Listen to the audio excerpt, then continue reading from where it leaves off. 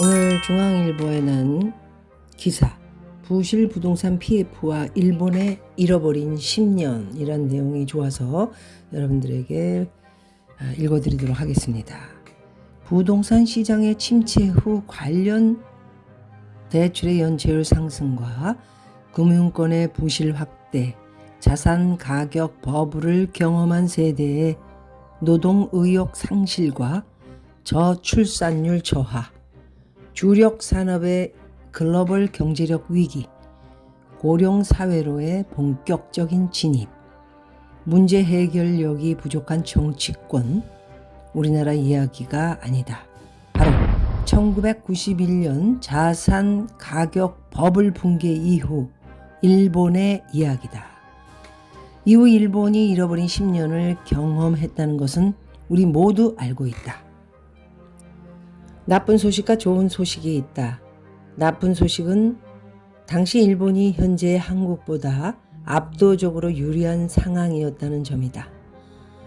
일본은 1980년대에 이미 미국의 1인당 GDP를 능가한 적이 있으며 엔고 시대에 해외 자산에 충분히 투자하여 순대외 금융자산 규모가 현재 약 3조 2천억 달러, 말하자면 하나로 4,432조 원입니다. 32년째 세계 1위입니다. 일본은 인구 1억 2,300만의 내수 중심 경제, 국내 총 생산 대비 수출 비중이 18% 정도로 한국의 절반 수준입니다. 게다가 엔화는 글로벌 기축 통화입니다. 반면 좋은 소식도 있습니다. 우리는 일본의 경험에서 배울 수 있다는 것이죠. 부동산 시장 침체와 서브프라임 금융위기 속에서 당선된 미국 오바마 대통령은 2009년 2월 9일 대통령 취임 후 첫 번째 기자회견에서는 일본의 잃어버린 10년이 충분히 대담하고 신속하게 행동하지 않은 결과라고 언급한 바 있습니다. 실제로 미국의 정책 당국은 부동산 버블 붕괴 후 금융권 부실 처리를 지연해 결국 손실을 확대한 일본의 경험을 반면 교사 삼아 신속히 금융권의 손실을 정리하도록 했다. 이런 맥락에서 최근에 발표한 부동산 PF 프로젝트 파이낸싱 사업성 평가 기준 개선 방안과 부동산 PF 시장 재구조화에 대한 정책 당국의 의지는 매우 환영할 만하다. 해결할 과제야 산적해 있지만 먼저 세 가지를 생각해 볼 필요가 있다.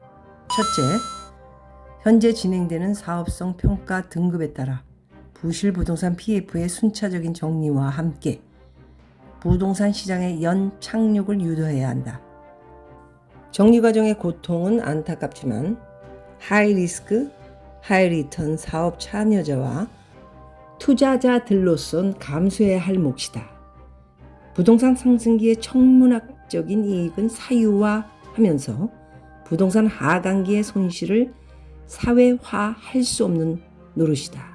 어려운 부분은 우리 가계부채의 디레버리징이 필요한 시점에서 부동산 관련 대출이 너무 확대되지 않게 관리하는 것이다.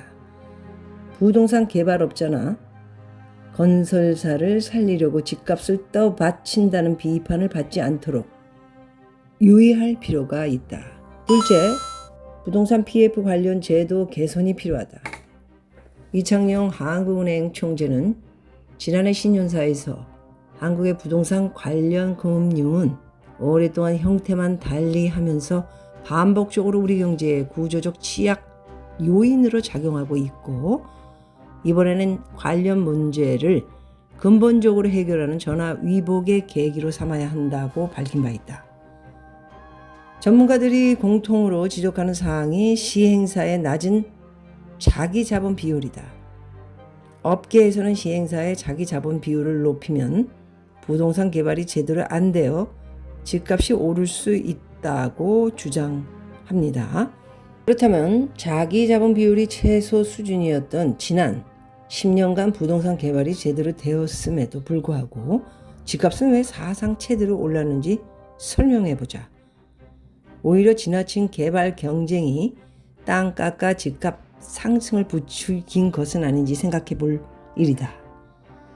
업계에서는 시행사가 부동산 개발 과정에서 인허가 리스크를 떠안기 때문에 작은 자본으로 시작해야 한다고 주장합니다. 혁신 기술을 개발하는 벤처 사업이 아닌 다음에야 사업에서 천문학적인 이익이 발생한다면 사업 과정에 불투명한 부분이 있다는 것이고요. 이는 역으로 인허가 과정의 투명성과 객관성을 확대할 필요가 있다는 뜻입니다. 우리가 몇십조 원의 부동산 PF 부실을 처리할 수 있을 만큼 자본 여력이 충분한 선진국이라면 선진국에 걸맞은 부동산 개발 모델이 필요합니다.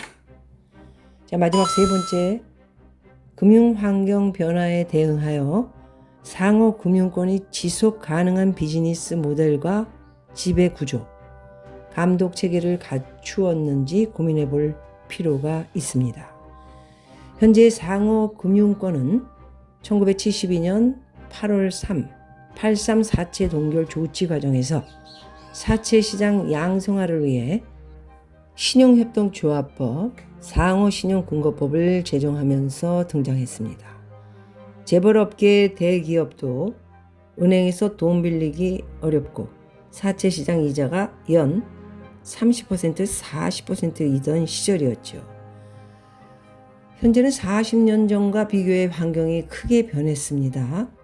우선 대기업이 자본시장에서 직접 자금을 조달하는 비중이 증가했고요.